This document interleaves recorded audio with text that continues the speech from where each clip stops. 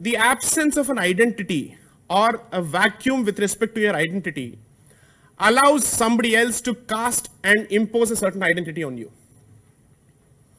Which is why it is important for us to craft an identity for ourselves, and that is the Indic identity. What is the meaning of an Indic identity? Why are we not using any other term for it? Why Indic in the first place?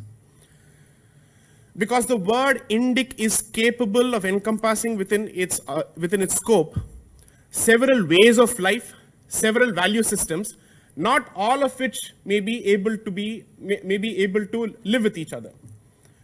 There is a serious difference between the Vedic way of life and the Jainic way of life and the Buddhist way of life. All of these need to be able to be assimilated in one particular basket, and the only basket that can do this is the Indic basket.